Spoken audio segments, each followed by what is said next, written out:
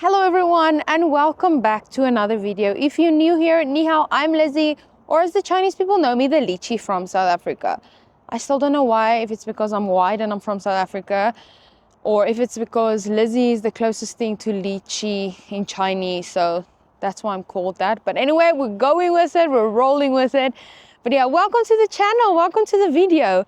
If you missed my previous video, I just bought my first apartment in China and I'm still exploring the area where I live, and I'm incorporating this Chinese habit of walking after I ate my dinner. So I thought today I'm going to take you guys with me on this walk, on the sunset walk, and really just share with you why I love living in China.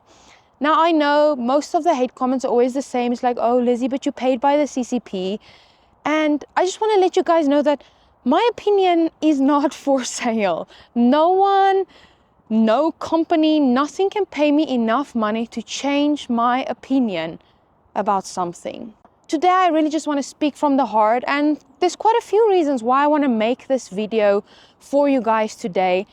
Mostly because I realize that I'm very privileged and fortunate to be able to live in China and live the life that I'm living here in China. So I've been living in China for more than 6 years now, and that is a really long time for someone to be living in a foreign country, especially if I only plan to come here 1 year. You know, and during this time I've really seen a lot of changes here in China, mostly positive to be honest, and I want to make two things very clear today about why I'm making this video. Firstly, because I love making content and a lot of you have asked me to talk more about my life in China. And secondly, no place is perfect.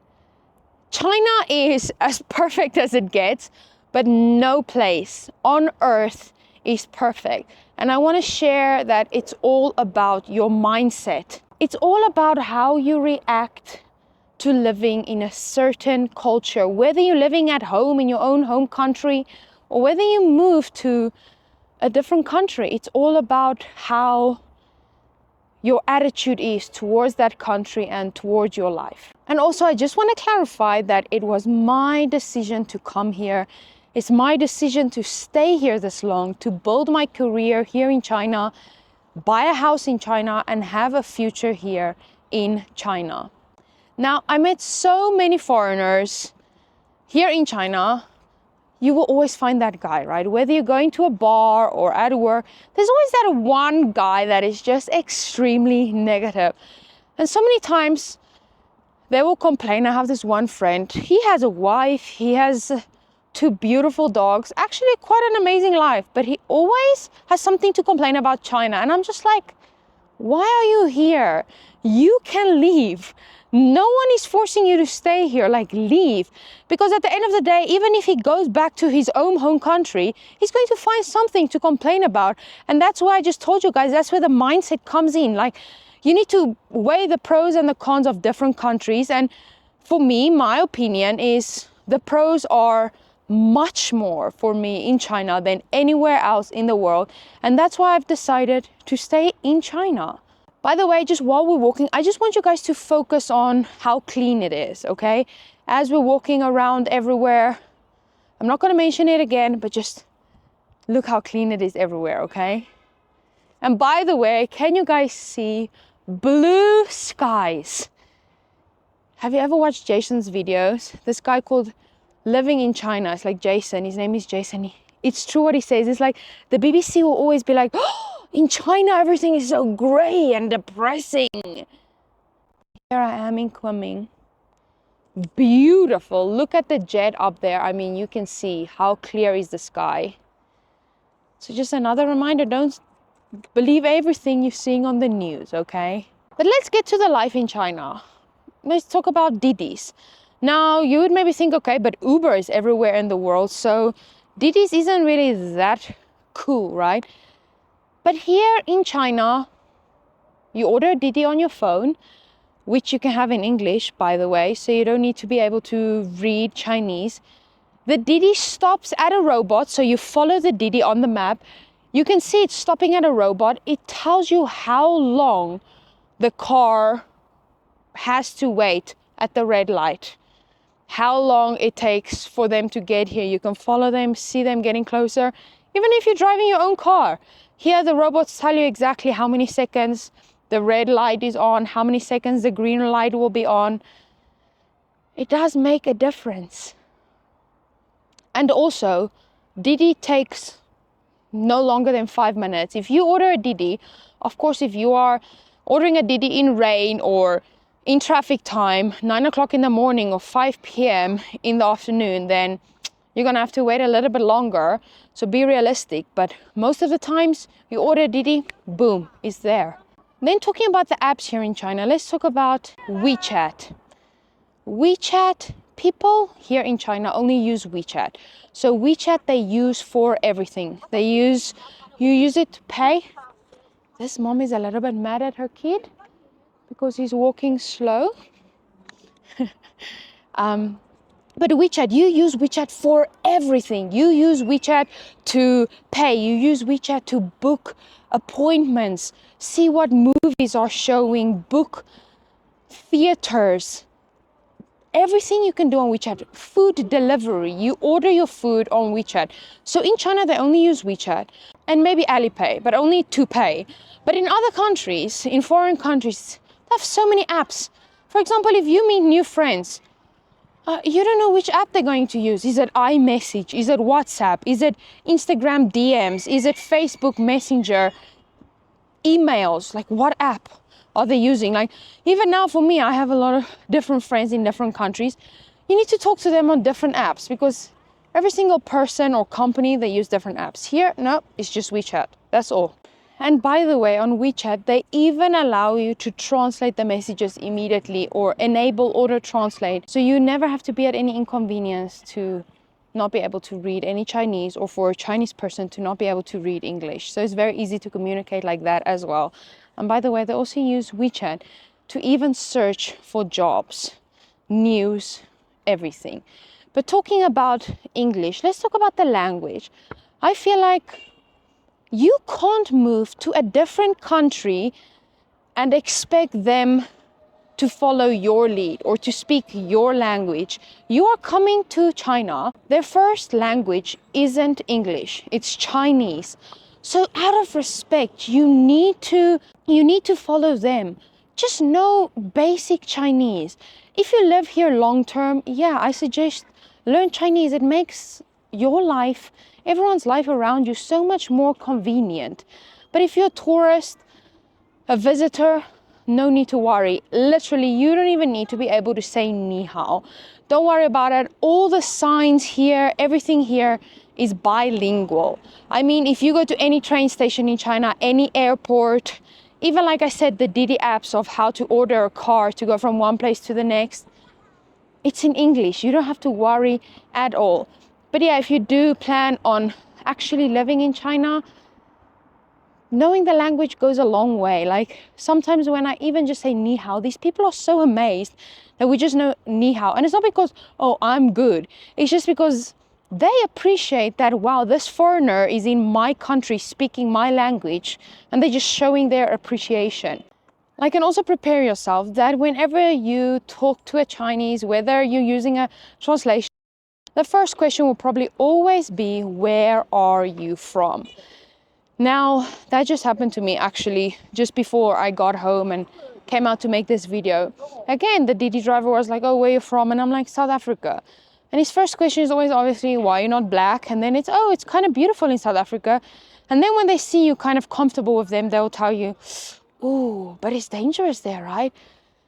And yes, South Africa is dangerous. And that's why I also talk a lot about safety. But even if you're from countries like the UK, the US, most countries, right? Most YouTubers that I see coming to China, they always talk about the safety because China is just safer than most countries. And that's why these people sometimes make me realize like, wow, Lizzy, you need to like be thankful a little bit today that I'm able to walk around with my camera here, not being scared of someone following me or someone grabbing my camera and running away with it. And that's why I want to talk about safety next. Like here in China, safety is really connected to the technology, right? The surveillance. the convenience. Like, for example, now if I'm going back to my apartment, my community where I live, I need to scan my face to get into the community. Then I need to scan my face again to get into my building. Then I need to put a pass code to get into my apartment. Like, and some of you will say, oh, but that makes it more dangerous. How? Like, when I have friends coming to visit me, I literally need to go down. They need to scan their face. They need to sign a paper, everything, just to get into the community and then into my apartment. Talk about cameras. Here's a camera. And please don't get me wrong, your opinion doesn't have to be the same as mine. But my opinion is I'm okay. I'm okay with the cameras watching me. Here again, look, we just passed the camera at the back now already. 1, 2, 3, 4, 5. Just in what, 20 meters? I'm okay with them watching me, which they won't watch you, by the way, because you're not doing anything wrong. It's just to catch the criminals when they do need these cameras, when something goes wrong. But I'm okay with losing my privacy in the interest of my safety. I'm completely okay with that. And don't start with me. I know a lot of you are gonna say, oh, Lizzy, she's already brainwashed. We lost her. Goodbye. She is part of the Chinese government, the propaganda. No, I'm still here with you guys. It's just once you have been living in China for this long and talking about safety, especially again, woman alone, which by the way, the other day, I was just talking to one of my South African friends. That's a big guy, very strong South African male. And he's also like, yeah, in South Africa, he was also scared for his life. And here he can just, look at this guy, fishing. Don't tell me that you guys don't understand why a lot of older people ask me, Lizzy, how can I retire in China? It's just so quiet here. But yeah, even he was like, Lizzy, my whole life changed once I moved to China. But yeah, I'm not brainwashed. Like, for example, here, if you go to these big expos here in China, you need your passport. Everything is done on your passport. But even though you use your passport to get the code, once you get there to the expo gate, they need to check everywhere, your bags, they're checking you. And then they even take another picture of you to be able to find you within the expo, like in the building. And I am okay with that. Check me, but also check every other person like that, because I'm going in there knowing that no one has a gun in there. No one has something dangerous that's going to put my life at risk. So I am okay with people checking me, like double check me, double check everyone. I'm good with that. And by the way, when I was planning this video, I put out a few polls on asking people, are they okay with giving up their privacy in order for their safety? Let's see what people said.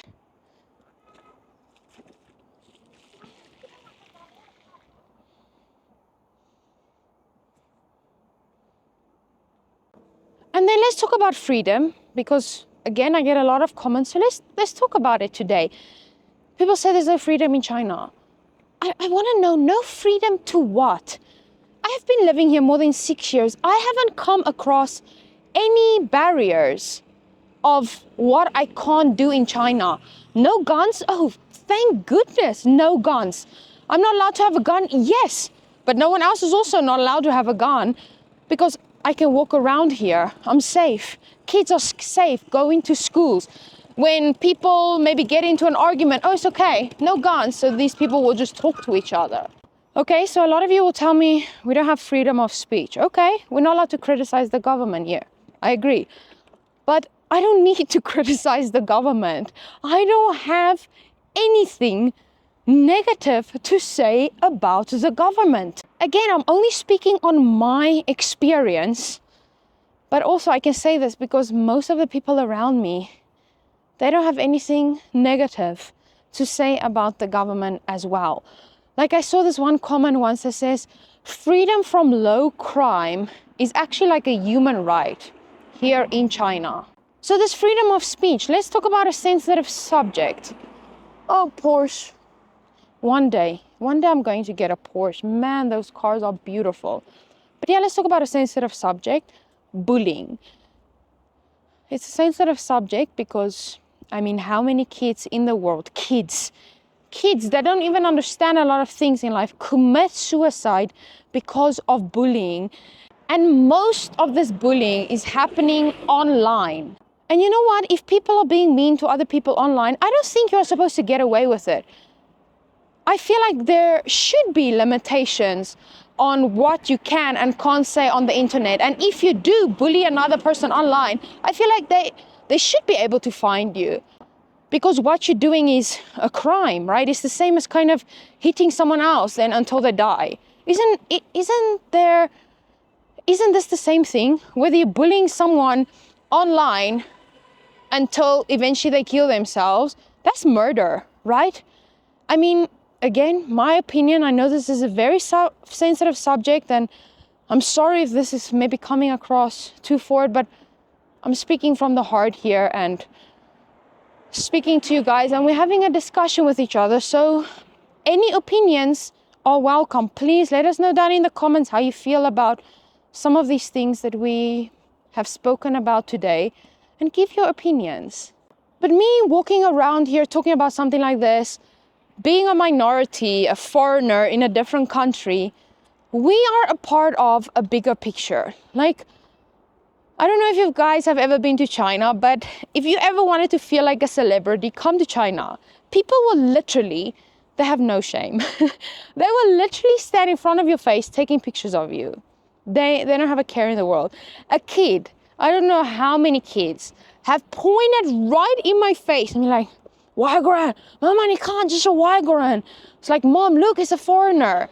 And you know what? Just smile, because maybe this is the first foreigner this kid or this woman, man has ever seen in their life. And how you react to them, how you smile at them, is going to build a picture in their head of how foreigners really are. Like, I've come across a lot of Chinese people that told me, oh, they thought foreigners are so rude because they met this foreigner and that foreigner. And I'm like, no, all the foreigners, most foreigners, I hope, especially living in China, are nice and kind people and understand that people in China might have never seen a foreigner before, and just let them take a picture, you know. And even if you don't want them to take a picture, just be nice to them and ask them, don't take a picture of me, you know. There's no need to be rude and negative about the Chinese people. The last thing I do want to talk about is education, because I actually just had a discussion with a dad this morning. If you're a foreigner living in China, and you've probably heard some things about the education system in China, yes, it is very intense. Like, some of my 2-year-olds that are learning English with me, they can't even speak Chinese yet. And like, kids go to school here for like 12 hours a day, and it's intense. But I do want to let you guys know that there are international schools here in China. So most foreigners, they send their kids to international schools. And it's not that intense there. They're speaking English. They have different teachers from all over the world. It is amazing. So don't worry about that. And apartments, a lot of you have said, oh, Lizzy, but there are no gardens. Most apartments don't have gardens. You get some on the first floor that have gardens. But you need to remember again, China is a safe place. Like, here, let's go to this park. I want to show you how many kids are outside. Like, even though maybe you don't have a garden, China is a safe place. You can take your kid to the park here. Because in other countries, if you hear about a park, you're like, oh, I can't take my kid there. That's where kids get abducted and bad things happen at a park. No, it's not the case in China. In China, parks are a place to play, a place for kids to make friends. Look, a place to play. The parents can be on their phones. The parents can do their own thing. They don't need to worry about their kids because it's safe. But yeah. So yeah, I just wanted to share my life in China because I do believe, and the facts are there, that the East is taking over, people. China is the future of the world. And when you come here, you will understand why. It is not a dangerous, scary place where the cameras are watching all the time. It is a place to live a healthy, safe, good life, how it's supposed to be. But yeah, I mean, walking around next to this beautiful river with these flowers, the sprayers on, everything just green around you. There's nothing like going for a beautiful sunset walk and just reflecting on life's blessings. And I really just wanted to share that with you guys today. So thank you so much for watching this video, especially those of you that have stayed until the end. I appreciate you. And yeah, please remember to subscribe and like this video if you did. And I'll see you guys in the next video from a beautiful day here in China. Bye.